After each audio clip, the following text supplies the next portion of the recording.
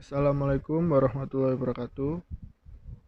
Nama saya Krisna Frantiarno Hardianto dengan NBI 14120000140. Saya dari program studi Teknik Industri. Saya di sini untuk menyampaikan presentasi materi saya sebagai bahan evaluasi akhir semester pada mata kuliah Proses Manufaktur kelas R. Materi saya di sini berjudul Sewing and Broaching. Sewing atau penggergajian adalah proses di mana benda kerja dipotong oleh alat yang terdiri dari serangkaian gigi yang berjarak sempit yang disebut mata gergaji. Proses ini digunakan untuk memisahkan benda kerja menjadi dua potongan atau lebih untuk memotong bagian yang tidak diinginkan dari suatu komponen. Proses-proses ini sering disebut pekerjaan cut-off. Menggergaji adalah proses manufaktur yang penting. Pada dasarnya, menggergaji adalah proses yang sederhana di mana ketika pisau bergerak melewati benda kerja, setiap gigi melakukan sayatan. Berikut adalah gambar dari mesin gergaji itu sendiri. Dan berikut adalah gambar beserta bagian-bagian dari mesin gergaji.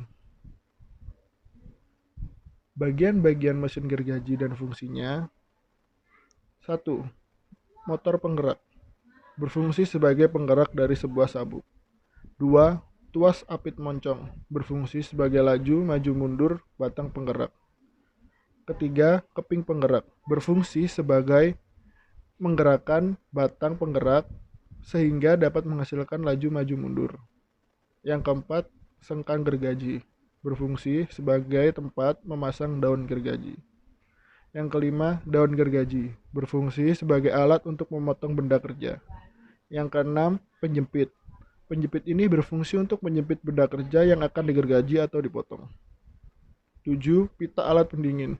Sebagai pendingin dari panas yang mengakibatkan gesekan. Prinsip kerja mesin gergaji. Perputaran motor mesin gergaji dihubungkan oleh sebuah sabuk pada poros roda gigi. Pada poros keping penerus dihubungkan dengan roda gigi penghubung. Poros roda gigi penghubung memutar keping penggerak lalu menggerakkan batang penggerak sehingga menghasilkan gerakan mundur dan maju pada sengkang gerak. Batang penggerak ini terpasang pada suatu alur keping penggerak dan diikat oleh sebuah baut dan mur, di mana alur itu mengatur panjang lengkang sengkang gergaji. Di sini ada beberapa kelebihan dan kekurangan dari proses sewing atau penggergajian itu sendiri.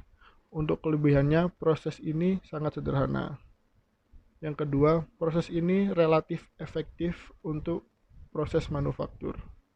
Yang ketiga, pisau selalu kontak dengan benda kerja, sehingga potongan akan lurus, relatif akurat, dan permukaannya relatif halus. Untuk kekurangannya sendiri, kedalaman pemotongan dibatasi oleh radius pisau yang terbatas. Kedua, pemotongan biasanya meninggalkan sisa logam atau bur, yaitu sisa hasil potongan yang masih menempel.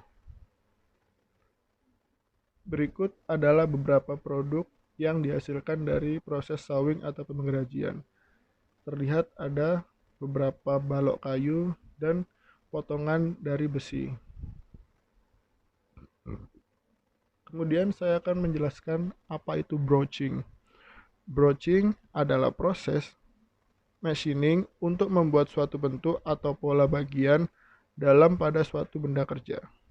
Pada beberapa proses khusus, broaching dapat digunakan untuk pengerjaan bagian luar pada sebuah benda kerja. Proses broaching pada dasarnya hampir sama dengan proses gergaji, hanya berbeda pada bentuk pahat potongnya. Jika pada mesin gergaji, pemakan atau pemotong benda kerja oleh satu sisi pahat, tetapi pada mesin broaching pada keseluruhan dari sisi pahat potong itu. Berikut adalah gambar dari mesin broaching beserta bagian-bagian yang ada dalam mesin broaching itu sendiri.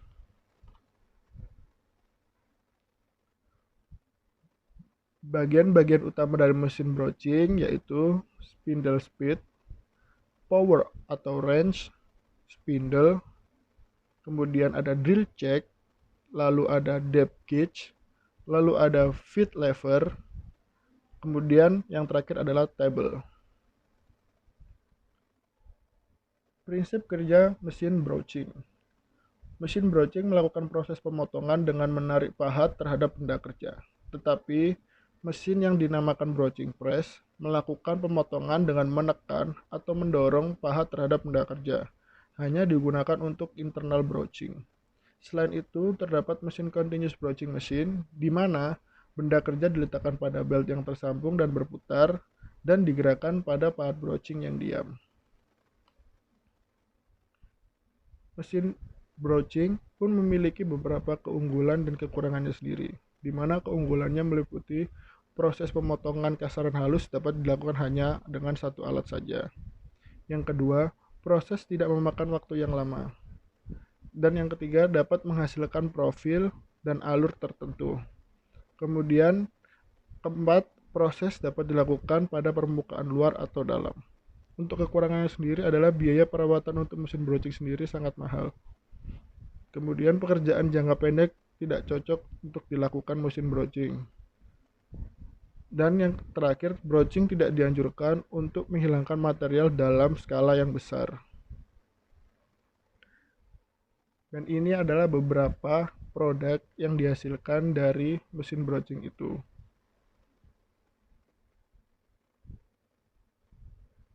Sekian presentasi dari saya Krishna. Terima kasih. Assalamualaikum warahmatullahi wabarakatuh.